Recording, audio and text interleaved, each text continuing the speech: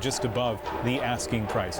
That is the latest from CBC News Vancouver. Natalie Clancy will be here at 11 o'clock with your late local news. We will have hockey again tomorrow night. I'll be back with Gloria at about 7 o'clock. That's when the Detroit-Anaheim game is scheduled to end. There's the live view just outside GM Place once again, and we take you back to Hockey Night in Canada.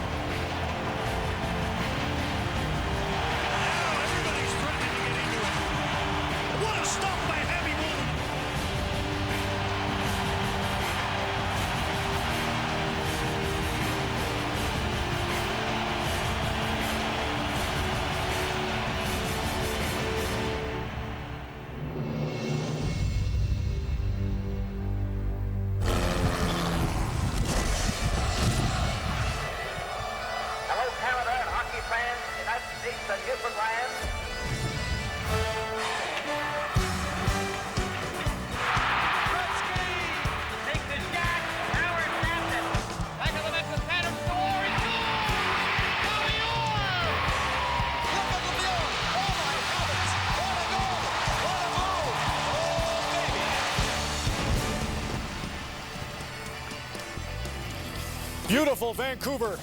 The Olympic City set for round 2 of the Stanley Cup playoffs from the Windy City. In blow the young guns of the NHL, the Renaissance story. Nikolai Khabibulin owned Calgary, but he hasn't beaten Vancouver since 1998. You know you love Roberto Luongo. The Vancouver Canucks host, they've been red hot in their own rink. Get set for game 1 here shortly. As everybody knows, two-edged sword. Is that what they call it? I hate that when I look at it myself there like that. Anyhow, your injuries heal and the whole deal, but you lose that battle hard. You know that there, you got that, lose that little edge. You got to work at it. There's a lot of penalties that'll hurt Vancouver.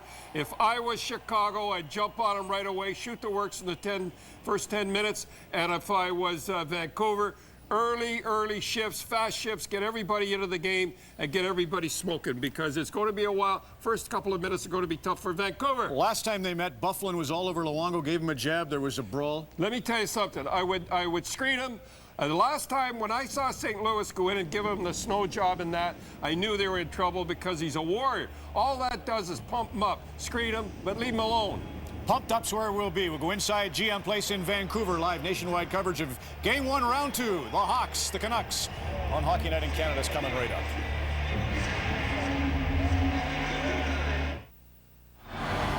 Inside GM Place in Vancouver, one last tee up to tonight. Here's Scott Oak. Okay, Ron, the Chicago Blackhawks going with the same lineup that closed out the Flames on Monday night, and the Vancouver Canucks, after 9 days off, are healthy again, which means Matt Sundin and Sami Salo are back in. Alain Vigneault said today Taylor Pyatt, who's back from 3 weeks of compassionate leave, is ready to go, but he's not going with him tonight, Ron.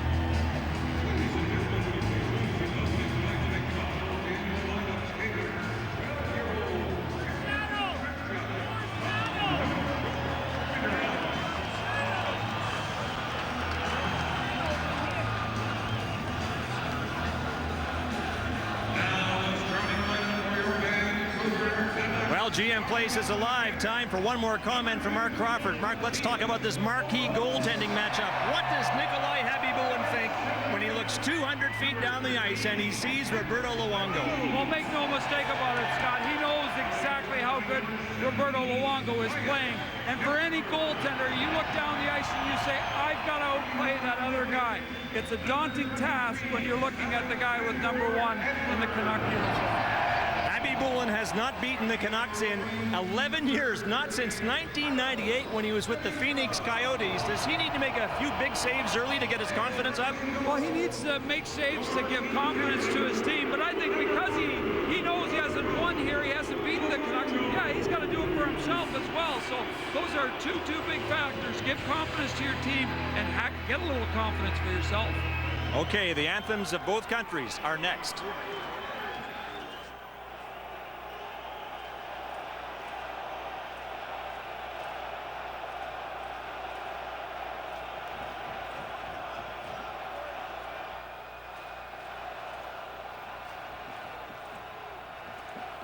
Now, ladies and gentlemen, would you please rise? Richard Loney, Mark Donnelly solo. That's if you don't include the near 19,000 who helped him along. Welcome back, everybody. General Motors Place in Vancouver. John Shorthouse, Tom Larscheid, Joey Kenward, our entire Team 1040 and Canucks Radio Network crew as the Canucks and Blackhawks open up this second round NHL Best of 7. Starting goalies brought to you by the Edgewater Casino, just a slap shot away from GM Place in the Plaza of Nations. Much has been made of Nikolai Khabibulin's record against the Canucks, 0-9-1 in his last 10 starts against Vancouver. But remember, he has a Stanley Cup ring, something Roberto Luongo yearns to have as well. And what a start he's off to in these playoffs. 4-0 with the goals against of 1.15. Bill McCreary and Eric Furlat are the referees for Game 1. Scott Driscoll and Steve Miller are the linesmen. And the opening faceoff is brought to you by McDonald's, the official restaurant of the NHL. Matt Sundin is back in the lineup. He takes the opening faceoff for Vancouver against Dave Bolland. And we talked about playing with a conscience. This Sundin line is going to have to do that to open the game, and the Canucks control. Hawks make an early change to get Keith and Seabrook off the ice. They want that pairing out against the Sedins. And here's Sundin at center with the puck, driving a long one in off the stick of Cam Barker. Khabibulin takes the ricochet, and he'll cover up for the first whistle 16 seconds into this series. Well, Matt Sundin could very well be a real difference maker for the Vancouver Canucks in this series, and if they're successful in series to come. Alain Vigneault is a coach that has proved that he's an outstanding regular season coach. He's won the Jack Adams Trophy. Now he has to show that he's an outstanding playoff coach and can take this team deep in the playoffs. That's the only thing that's missing on his resume. Believe it or not, he's 3 wins behind tying for second place in all-time playoff victories with the Canucks. 3 behind Mark Crawford and Roger Nielsen. Pat Quinn, of course, the runaway leader. Here's Alex Burrows at center. Can't control the puck. O'Brien trying to follow up. Bufflin moves in on him. Bufflin on the right wing. Sharp angle shot wide of the goal, and the puck ricochets down to the Chicago end. Keith and Seabrook are out now, but the Sedins are changing, so they'll likely leave the ice in a moment. Seabrook has the puck in his own zone, the Tawasin native. Across to Duncan Keith and out to center now. Here's Jonathan Toews. Wellwood checks in as Toews moves in, and the puck is cleared to center by Willie Mitchell. Mitchell out against this high-powered line for the Hawks. Toews, Kane, and Sharp. And look for Matthias Olin to draw the Marty Havlat assignment as Sharp breaks in with a shot steered wide by the stick of Roberto Luongo. Just over a minute in, no score, Game 1. Sammy Salo gets the puck around, held in by Brian Campbell. Now intercepted by Mitchell in the corner, and he slides the puck ahead to Mason Raymond. Raymond chips it forward, can't catch up. Hawks take control, and here's Kane skating to center. Left wing feed, Eagers onto the ice with a wrist shot, deflected and then stopped by the blocker of Luongo. Alex Edler's over the boards, and he kicks the puck behind his own net to Willie Mitchell. Minute 40 and no score, and the Hawks have the puck at center. Walker drives it in. Burris, first man in on the forecheck. Centers for Brouwer, and he tipped it wide. Eager wins a battle for the puck, and the Hawks seem to have that early half a step extra right now to get to loose pucks. But we're only 2 minutes in. Edler in his own zone, checked by Eager. Penalty coming up here to Rippon, as Rick Rippon took down Adam Burrish, pardon me, and Burrish, his rival number 37, is slow to get up. Very slow to get up. Well, the Hawks double teamed. I think it was Edler pretty good in the corner. One of the Canucks out there in that shift of defense, and Burrish was one of those. And Rippon noticed that, and he came over and really stapled Burrish to the boards. I mean, this is a tough hit right here. Then Burrish went into double team Edler, just like I said. And then Rippon saw that and came in and really drove him. I thought Burrish sold that a little bit too. He was late. He really threw his head up there late and stayed down a little bit, because if you get up real quick, it looks like you're showing up the referee. But if you stay down like Burrish did, all of a sudden it makes it look like, yeah, I made the right call. So boarding is the call against Rippon. The Blackhawk power play is second best in the NHL playoffs, clicking at almost 30%. 7 for 24 in the Calgary series. The Canucks penalty killing superb. Second in the league, 95.8% efficiency rating. They killed off 23 of 24 power plays they faced against the St. Louis Blues in round one. Ryan Johnson and Mason Raymond up front on the kill. Salo and Mitchell are the defensemen, and Mitchell delivers the puck all the way down, a bouncer that Khabibulin had to be careful with. Cam Barker to Marty Havlat at center. He carries it on the left wing and tips the puck to the corner. Havlat up front with Taves and Sharp. Boland's on one point, Barker on the other. Hawks have the puck in the Vancouver end. Sharp on the left wing. Turns with the puck. Under pressure, he dishes back. Here's Barker, long drive. Luongo through a screen, able to stop it. With Taves right in front of him, Raymond gets the loose puck. Takes a stiff check from Barker, but gets it all the way down the ice. Minute 10 to go on the Rick Rippon penalty for boarding. Here's Boland. Flipping the puck into the Vancouver zone. Oland is over to get it. And Oland steals from Boland and clears the puck down. That's what you love to see, the Canucks. Once there's a loose puck, they get to it first, and it's right down the ice. That's when your penalty kill is superb. Seabrook's onto the ice now with a long shot. Luongo saw it all the way, made a glove save. And the Canuck defense very quickly back to clear Dustin Byfuglien out of the way. Well, you know that Byfuglien, eager, guys like that, Burrish, they're going to be certainly trying to provide as much muscle against the Canucks. They're going to test them. They're going to see if they can intimidate them.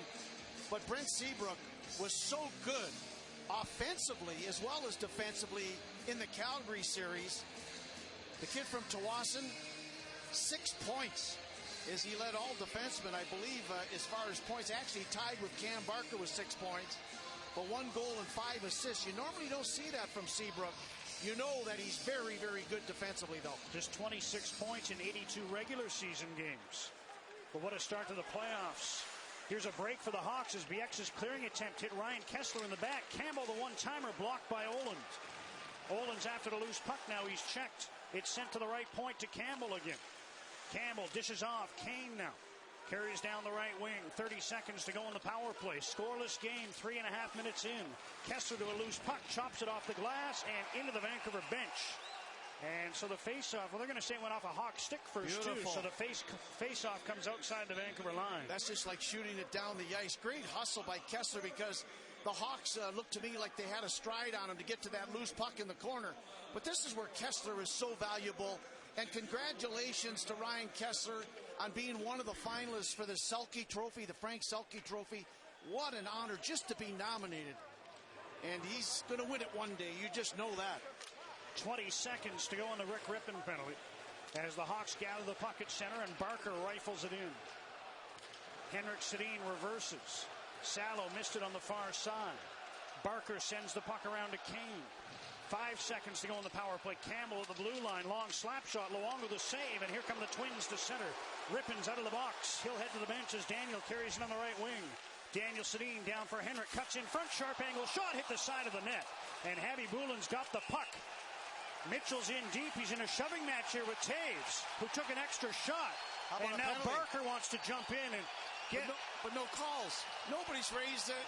Oh, look it. They're going to give it to Mitchell.